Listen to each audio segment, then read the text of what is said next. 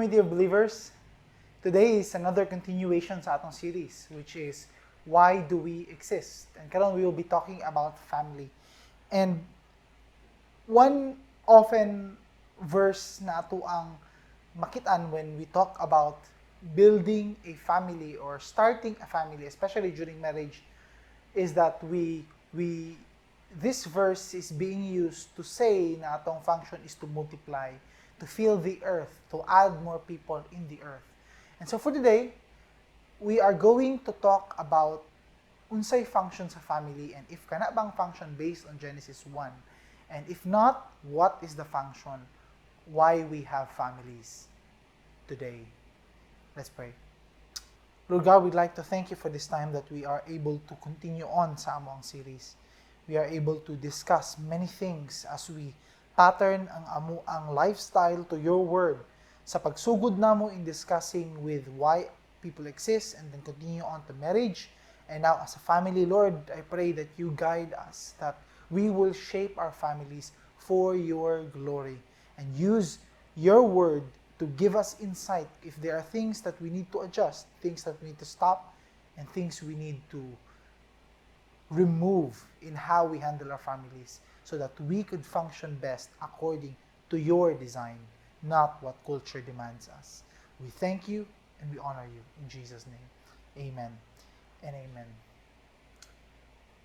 Now, ang problem with this verse, as we begin sa ato ang message for today, is this seems to be a command given, again, during marriage. And the question is, if kani ang giingon sa tua that how we must function as a family is to be fruitful, to multiply, ang tendency is, it seems to lack substance. It seems to lack a directive and objective. Unta to, no?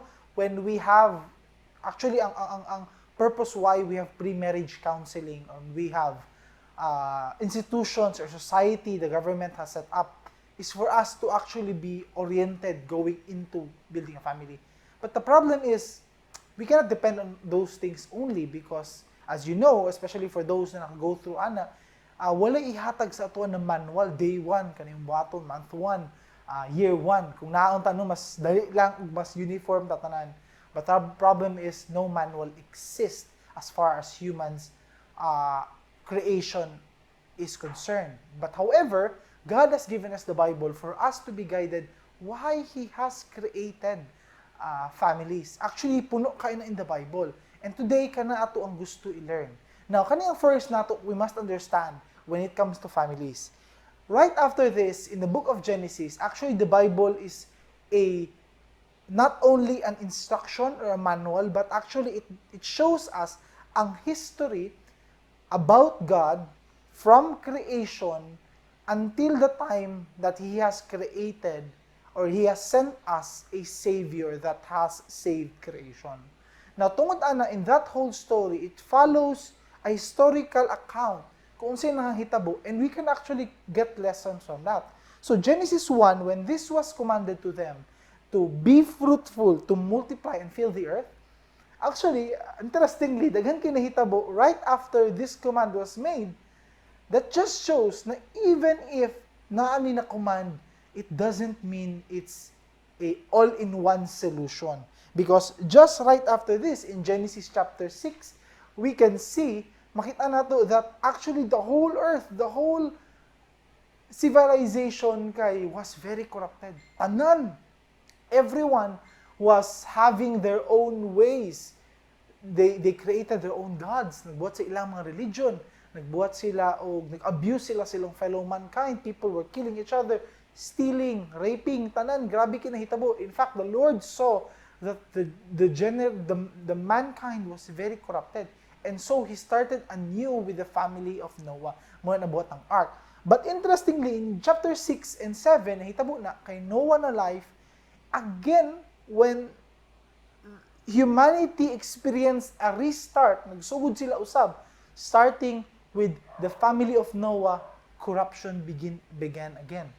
Ang pagsugod ang corruption, niabot sa time that they were as one. Isa ilang lingwahe, isa ilahang objective, isa ang ilahang goal, and they decided that let us build a tower that can reach up to heavens. Let us make a name for ourselves.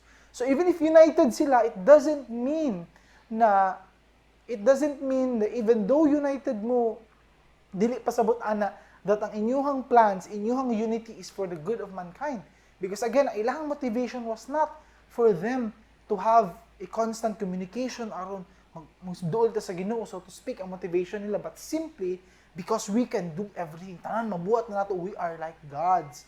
Let us make a name for ourselves. So kana ilang motivation why they built the Tower of Babel.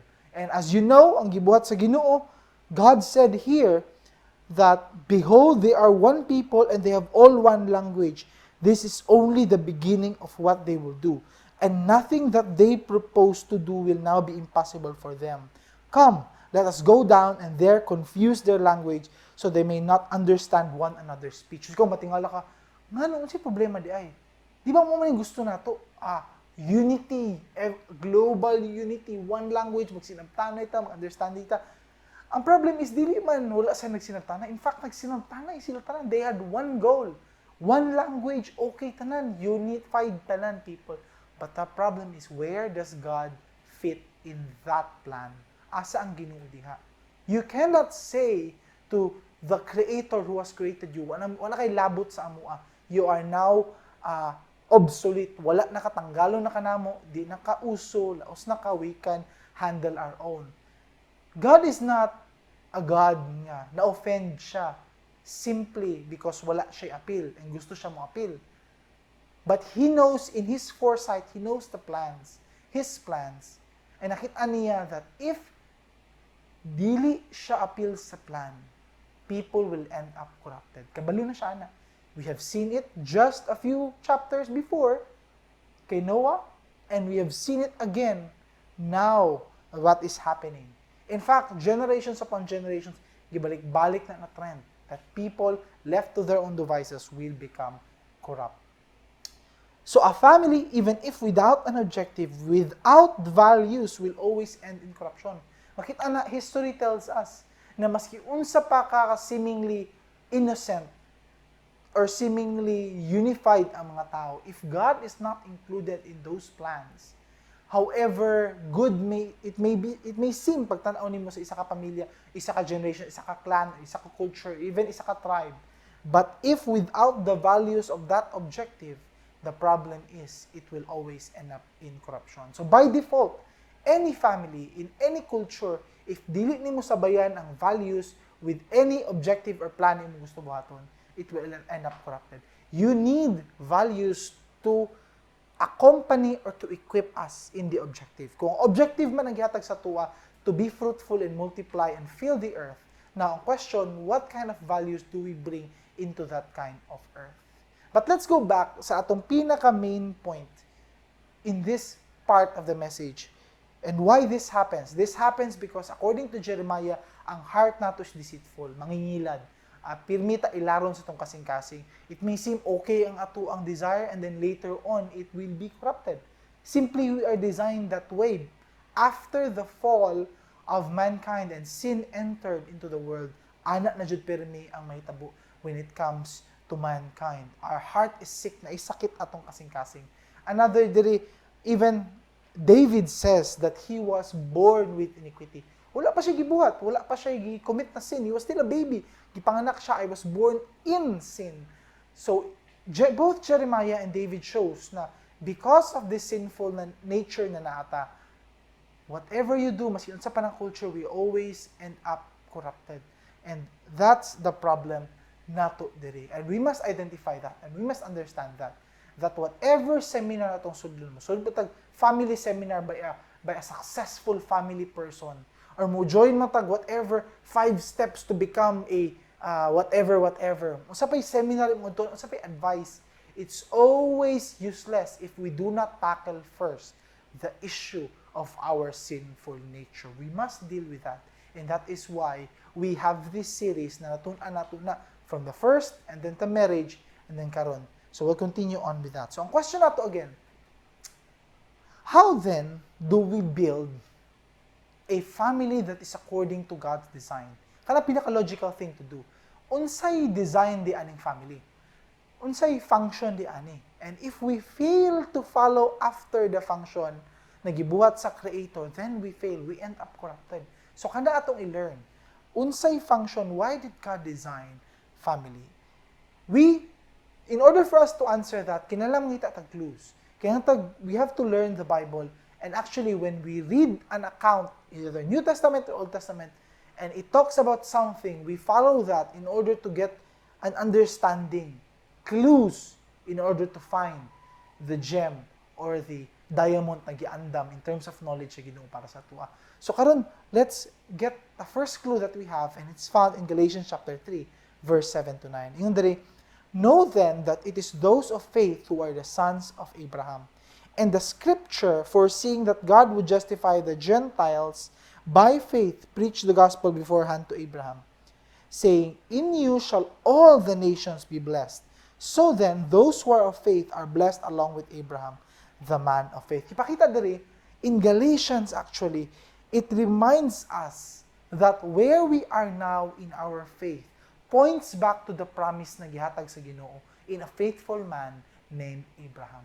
According to we are sons of Abraham because by faith, nakita na sa Ginoo that He promised Abraham that you will be a father to many nations, to numbering the sands of the sea and the stars of the sky, na nakadagan mo anak.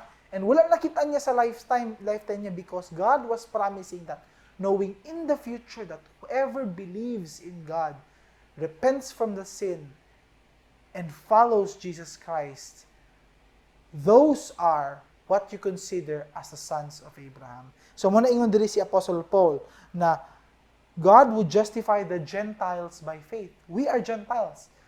When the Bible says Gentile, it means a non-Israelite. Pag wala kang gipanganak sa Israel, or you are not Jewish in sa imong heritage, the Bible calls you a Gentile. Ana ilang perception sa Israel? Israel and non-Israel. Ang tawag na sa non-Israel, mga Gentile. And kita as Filipinos, mga Gentile ta, because we are not directly connected sa ilahang linya of Jewish and Israel or Israelites. So we are Gentile people. But we, by faith, have become sons of the promise given to Abraham. Apil ta dito. And that promise is not a passive promise nga simply mupasa lang ang blessing sa imo because you inherited that by faith. Dili. It's an active process. It's a blessing na gipasa that we must as well follow the commands and follow the what is expected of us as family builders, because we are all family builders, or at least aim to be family builders. And that is the importance of our message for today. Genesis chapter 12 verse 1 to 3, makita nato diri ang root of this promise to Abraham.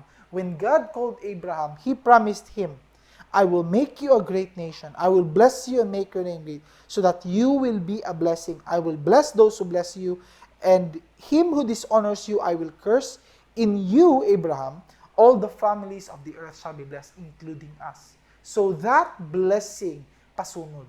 That blessing gihatag sa Ginoo. But again, in every blessing gihatag sa Ginoo, we must always remember, comes with a condition as well. Because as you know, if you read the Bible, dili tanan who were sons of Abraham or from his line experience an abundant and successful life. It is still according to that commandment that obedience must be followed in terms of our lifestyle, in terms of our family. So, appeal ta dito when God said, in all the families of the earth shall be blessed. Now, I want you to take a look at this map. This map is the route of the Israelite after na-exodus sila gikan dito sa Egypt. So if you remember the Moses story, nihawa sila dito. And this was their travel nila na map. And they were going to the promised land. And as they were about to enter the promised land, after many, many years of journey, before sinisulod, they first sent out 12 spies. Ipadala si 12 spies. And kaning 12 spies search the land to see if okay ba, mao ba ni gi-promise sa Ginoo, unsay condition dito, kasi nagbantay dito.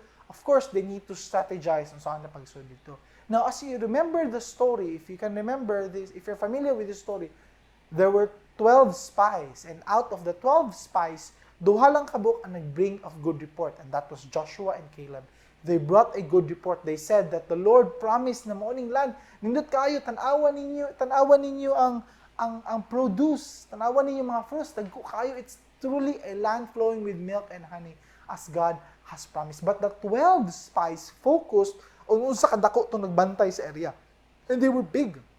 They were strong people. And ingon sila, ayaw, may nalang unta nabilin ta sa Egypt, may nalang unta wa ta ni sunod sa Ginoo.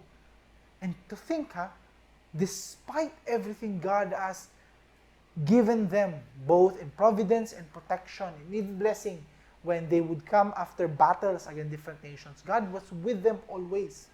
According to the Bible, by night, God would travel by fire to guide them as adto. If the fire would stop, maunang sa dito, a pillar of fire, and by smoke by day, inubanan gyapon sila, and He would provide food for them and even water for them. Na karon, these are people just because nakita nila dagko kang enemies, they forgot how big their God is, and they focused on how big their enemies are. As if nagkulang ang Ginoog lessons. So, in short, they disobeyed. Only 2 of the 12 followed and obeyed God and trusted in God. So, they were punished as a nation. So, if you can see in Numbers 14, mauna ang punishment sa Ginoo sila that none of this generation will be able to see the promised land. Kamutan nandiri, will not be able to see the promised land except for Joshua and Caleb, for they have been obedient and faithful to my commands. No, kani sila, they were punished. And because they were punished, they have 2 options. Either mobalik sila sa Egypt or mo continue sila sa punishment sa Ginoo. And imagine ka na ang gihatag sa inyo that mo obey mo, but there no reward. The only reward is the next generation. Because ang gi-command sa ila sa Ginoo that even though they would not see the promised land, the commandment still stays that ang ilahang job, ang ilahang trabaho is this. Deuteronomy chapter 6. Makita nato diri. This is the commandment, the statutes and rules that the Lord your God commanded me to teach you, that you may do them in the land which you're going over to possess it, that you may fear the Lord your God, you and your son and your son's sons, mga apo ninyo, by keeping all His statutes and His commandments, which I command you all the days of your life, and that your days may be long. Hear, therefore, O Israel, and be careful to do them, that it may go well with you, that you may multiply greatly as the Lord, the God of your fathers, has promised you, in a land flowing with milk and honey. Hear, O Israel, you shall love the Lord your God with all your heart, with all your soul, and with all your might. Now, this is the command. Deuteronomy 6:6-9. And these words that I command you today shall be on your heart. You shall teach them diligently to your children. You shall talk of them when you sit in your house and when you walk by the way and when you lie down and when you rise. You shall bind them as a sign in your hand. They shall be as frontlets between your eyes. You shall write them on the doorposts of your house and on your gates. Imagine, this time, different perspective mo. Continue to do this but no reward for you. But ang inyong anak o inyong mga apo, they will be the ones to inherit because I have punished you. Now, I'm not sure if unsa nga klaseng parent and how you would respond to this. But it's a challenging task that you will not see the reward in your lifetime. It's yung mga anak na nimo. And munang gihatag sa ilaha as parents, as families, now you are living for the next generation. Because this generation did not obey me. So therefore, when God looks at building a family, He looks at it the same way as shaping a generation. Ang imuhang family is not simply imuhang family that you can choose to do whatever you want. Your family is a family that shapes this, the next, and multiple generations. Now we can see that. Ang problema is we do not see the importance of this. Imagine, it's not only affecting one generation but multiple generations. And that's the problem when it comes to unintentional fathers or even mothers, especially for solo parents as they function both father and mother. That we do not see ang actions nato karon, how we respond to things, how we deal with things, how we have protected our hearts, how we have set our plans and our reactions to everything. Actually, di lang na sa ato ang life And if selfish ta atong life ato ginahuna na, but actually it affects multiple generations. Because imagine this, ang Israelites, they traveled so far with God, and then this time, because wala na tama ilang response, because they stopped being faithful even for just that moment na nagtapok sila, that was the consequence of their actions. And pwede kita dahil ta ginabuhat in our lives na kung kailangan man ako ni, para sa ako ang mapod ni. But let us not forget that how we build our families, how much effort atong ginabutang, how much passion and purpose we instill in our families, actually, di lang guna para sa atua. And what we see now, it goes through multiple generations. And so, if naakay any effort karon, and it seems ikapoy na ka, it seems nagdodua ka, para sa asa man ni, remember this, God looks at building a family as building multiple generations. If grabe mo effort, it is not in vain. If you do not put any effort, you affect multiple generations. Now, let's continue. That's why Deuteronomy 5 reminds us that ang atuang love for God, it actually affects dili lang katong present generation. Because when we look at Deuteronomy, it says here, "For I, the Lord your God, am a jealous God, visiting the iniquity of the fathers on their children to the third and fourth generation of those who hate me, but showing love, devotion to 1,000 generations of those who love me and keep my commandments." Imagine, Abraham obeyed. And until now, pila ka generation it reaches us. Ana ang response sa Ginoo of a generation who loves Him and His commandments. Now, I pray, and muna hangyo na ko sa imo before we continue, if you are a father now, and if you are a parent now, and wala ta naghatag any time or any effort, please remember that if you love God and His commandments, thousands of generations, He has promised that. Let us not affect multiple generations because mas palabihon pa natong kaugalingon natong desires or kaugalingon natong gusto, and in effect we disregard and hate God and His commandments. Let's not do that. Di nato sila damayon.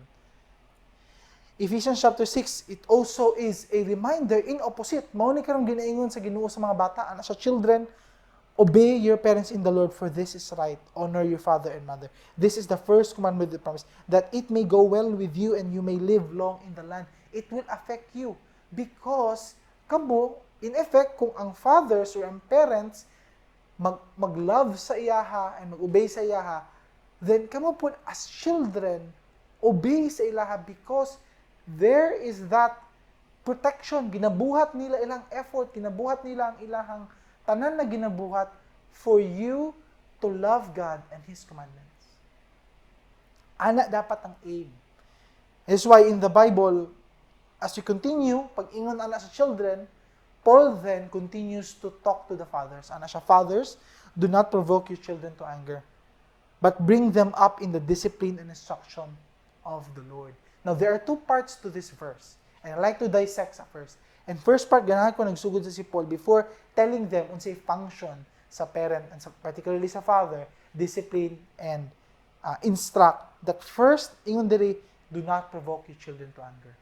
Now, tendency dyan nato as fathers that because kita, if we lose sight of the big picture, mao dyan yung tendency of fathers who end up being angry all the time sa children because they have expectations para aning bata.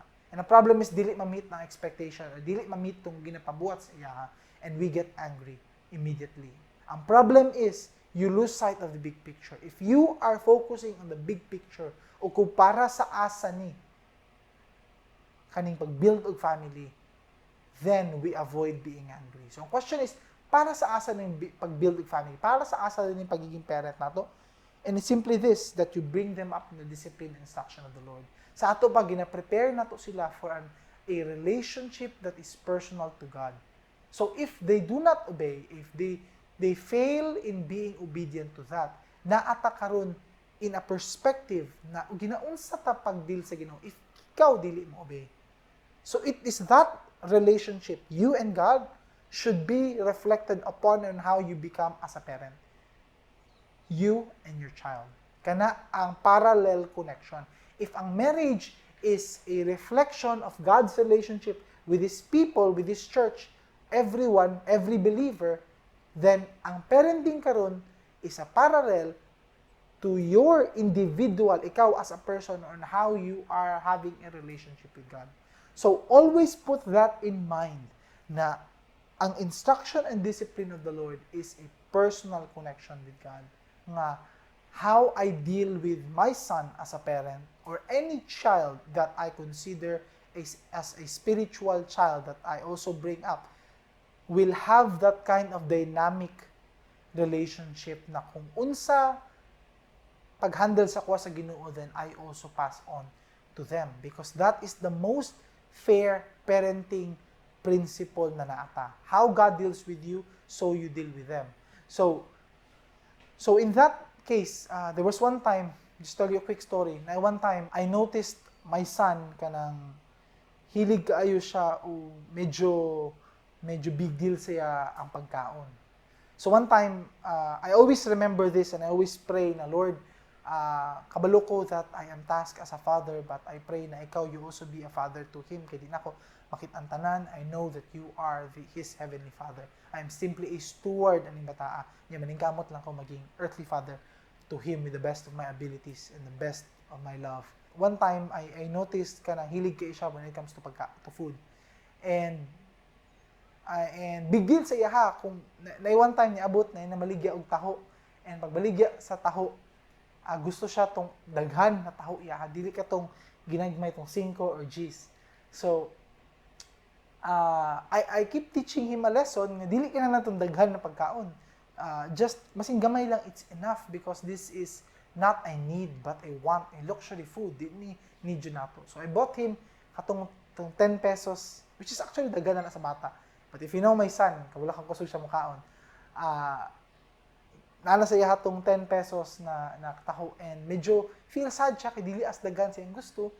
So gisagdian lang po nako and then na-notice na ko tingala ko naghilak siya kusog. Kaya ito while he was mixing his taho, nayabo pa jud na. So nigamay pa jud samot.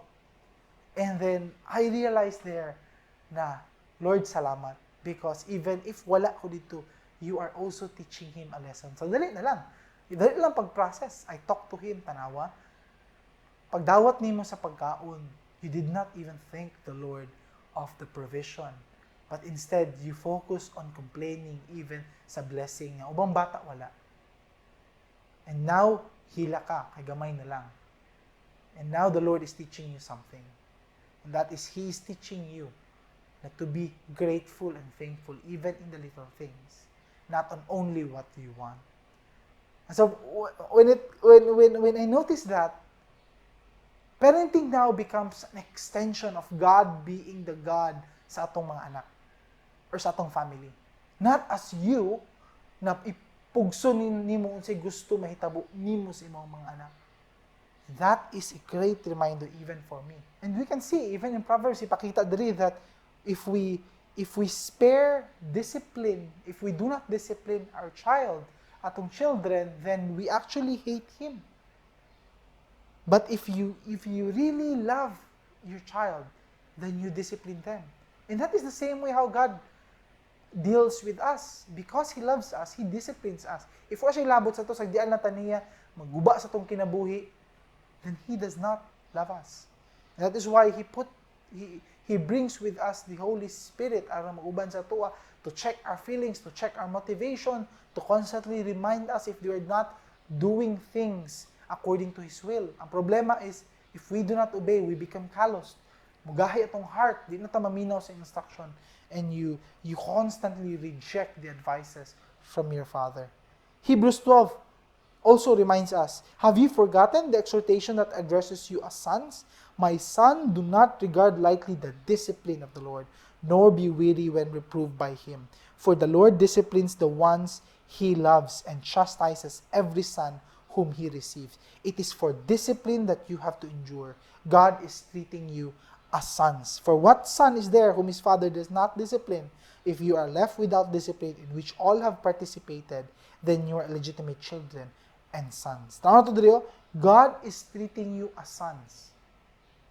Ana ang tinuod na son and father or daughter and father relationship na adyo na discipline, and so should your parenting be to them. That is why that parallel is so very important.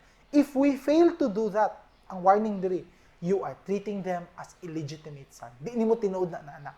Gibiyaan nimo, gisalikway nimo na imong anak. Ang libog ka ha, kada ilang naga-provide man ko sa iya ha, ako man nagapalit siya pagkaon, gitagaan ako sa siyang gusto, etc. If you do not do this, you do not discipline, you not become an intentional parent, you are treating them as if di mo siya anak. Wala nga ginawa diri that you provide everything na kinahanglan and therefore prove to be a parent. Dili, ang iya diri discipline. That is what being a parent is, bringing them up to the instruction and discipline to the Lord. Kana ato i-remember, kana ang gihatag niya na mandate. Dili kani tanan kwarta, dili tanan kaning properties, dili kaning mga tanan business, and we often lose sight of that. We even sometimes use that an excuse. And the problem is that is not what a parent is being about. That is not the design of God. Nga ang fathers especially, siya lang ang mag-provide. In fact, kung tutalo nimo of all the advices, siguro 99:1 when it comes to your father that should be a provider sa family. 99 being the one who instills identity and discipline and character ani mga bata. Let's not lose sight of that. Therefore, parenting prepares the child for a personal relationship with God. Kana ang purpose sa ating parenting. The family structure is built like that. Na ang father or ang father particularly who disciplines, it's always a reflection to how they will deal with God in the future. So let's prepare them for that. So kani ang dynamic, no?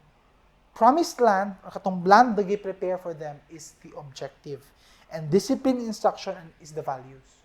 So there are two things always when it comes to family: instilling the values and putting in them the objective na gibutang diha sa Ginoo. That is why in Psalm 137 we are reminded here, behold, children are heritage from the Lord, the fruit of the womb a reward. Like arrows in the hand of a warrior are the children of one's youth.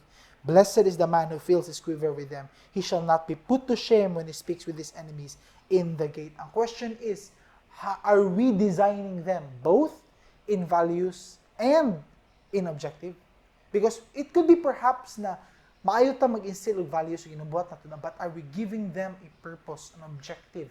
Sama sa arrow that has a mark.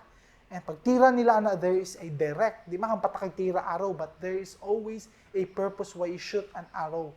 It is simply like that. Blessed are you if punon nimo imuhang quiver with all these objectives for them. Again, mabalik ko diri. Our job is not to build, to simply have a house, to have a car, o kanimo unsa may ginapaningkamutan nato na daily sustenance. Again, that's one part. But the major part diri is to give them an objective and values na kinahanglan na to live their lives with God. If di na to ma-fulfill na, then it's useless. Daghan kay kung makita na families. And even fathers who maningkamot sila to build wealth and businesses para sa ilang mga anak. Ang problem is sa mga anak nila dili prepared for such properties or business or wealth. And when it comes to them, na pag nadawat na nila tong inheritance, they lose everything. They are like the prodigal son. Gipangayo niya dayon ang iyang inheritance, and then he wasted all. And that is the tragedy na naata. Grabe ka tong paningkamot, and it's all to waste. We lose sight of what is 99% of what is most important. And that is what God's word is speaking to us right now. And that is the question pa para sa atua. How are we building our families? According ba sa imuhang gusto or what God wants? And ang problem nato is that there's a saying that serves as a reminder. According to Stephen Covey, ano siya, without this vision, kids can be swept along with the flow of society's values and trends. It's simply living out the scripts that had been given to you. In fact, it's not living at all. It's being lived. Hadlok ng living a script because nag-play lang ka with numbers. Na i-chance ani ako anak, na i-chance dili siya inani. And as we can see, that we are living in a fatherless generation. According to the statistics, dako kayong impact if we do not give a objective, a vision, a purpose sa atong mga anak. In fact, according to statistics, diri, youth suicides, more than 5 times, I think, if tanawon nimo diri, average youth suicides, 12.6%, but for fatherless and or living in absentee households, meaning walay parental guidance, 63%. Ang mga nag-run away gikan sa mga balay, dako kay percent sa mga inana na households. Now, I don't have to talk about this one by one. Pwede niyo i-pause, pwede niyo tan-awon yung statistics. But it just shows that dako kay impact when they do not know why they are here on earth. And ang families nato should serve as that. Na diya pa lang giandam nato sila, asa padulong sila sa ilang kinabuhi. Ang problem nato many times is ginagamit nato na gina-abuse nato na. And when I say abuse, it's for our own gain. Anak, mahimo kang doktor para mayo mong kinabuhi. But actually, ginagaingon nimo na because you also want to gain something from them achieving that position. Or taas na position, whatever it may be, artista, unsa bay ginapangandoy nito sa mga anak. If kana lang atong ibutang ni as an objective, as a mission, as a purpose for them, it will be hollow. Kulang kayo na because that is not what God has designed for them. Let's focus on the basics, and if ang atong mga anak will have a tendency na murag kani ang profession or a tendency na mo niya mga gusto, then we support them. But ang pinaka-importante nato is to bring them up with instruction and discipline in the Lord and give them the objective that God wants them to have. Kana ang atong objective as a parent, as building a family. Now, how should we respond to this statistic? I want to also give you an objective, parents, or even those who wants to build a family. Na actually, if you say kapoy ni, napay bas bigger task. Another reason why families exist is not only for our family, but it also for the family of others. Unsaon na lang katong mga uban na walay papa, or in a orphan, or living in household na incomplete in terms of parents. Kinsay responsible, anak? It's not the government. It's not your neighbor. It's not ang parent kay mali ang iyahang partner na gipili. Dili. Ikaw, as a parent or soon to be parent. Where can we see this? We can see this in James chapter 1 verse 27. Makita nato diri, religion that is pure and defiled before God the Father is this: to visit orphans and widows in their affliction and to keep oneself unstained from the world. Imagine if tinuod ka na person who has a religion that is based and focused on God. God expects you to visit the orphans and widows in their affliction. Another Isaiah, the nation is no longer following after God. So unsay ingon sa Ginoo, unsay command sila for them to go back to God? Wash yourselves, make yourself clean, remove the evil of your deeds from before your eyes. Cease to do evil, learn to do good, seek justice, correct oppression. Tanaw ninyo, bring justice to the fatherless, plead the widow's cause. Ito pa, ang atuang family is not designed for our own. The reason why God made families is not only to protect inside, but your neighbor as well. Let us not forget the 2 greatest commandments, that you love the second one, which is to love your neighbor as yourself. It is always that extension. It's not only God, which is to love God with all your heart, soul, mind, and strength, but it's also to love your neighbor as yourself. And if you love your neighbor as yourself, your family, tarungon mo na, i-build mo na, because you want to be an extension to other families who need families. Godly families are tasked to be an extension of those without complete families. The only way for us to attack these societal issues is for us to build and mold our family to become a solid extension for those na walay family. Because if we do not do that, we fail to function as the family that God has designed us to be. That is your responsibility as well.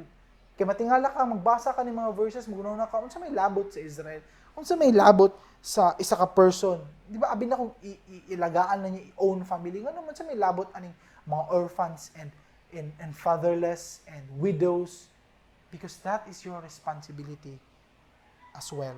So, let's summarize everything.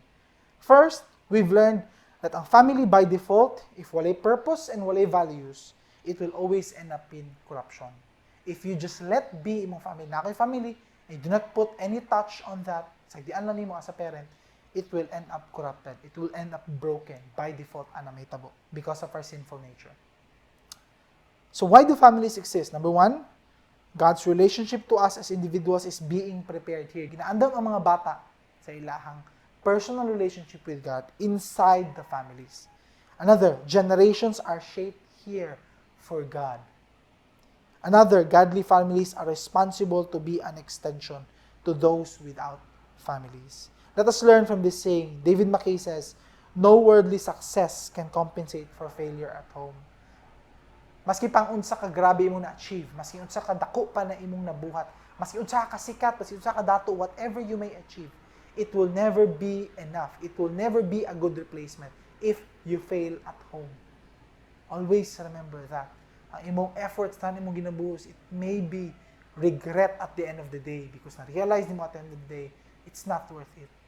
Nabiyaan na ako akong asawa, nalimtan na ako akong mga anak, na-destroy na ako akong family because ang focus kay na ako on how to make money or how to do this, do that, achieve this, achieve that.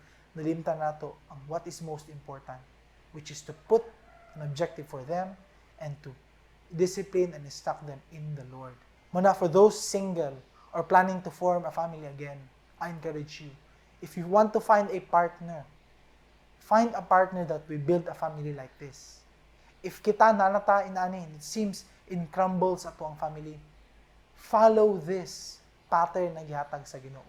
Or if in the future, magbuhat po kayo mong family, prepare yourself to do it like this. And I challenge you, for those who are listening karon, do this statement the same way in Joshua chapter 24 and verse 15. Make this proclamation. If it is evil in your eyes to serve the Lord, choose this day whom you will serve, whether the gods your fathers served in the region beyond the river or the gods of the Amorites in whose land you dwell. But as for me and my house, we will serve the Lord. Let us make it our aim. Ang atong families here in the community are families that are built and shaped and whose objective is to serve the Lord. Let's all pray. Lord God, thank you for reminding us once again how you have designed families. It's sad, Lord, na daghan kay families that have broken up and they forgot or even choose not to go back to the very basic instructions na gilay down nimo in your word.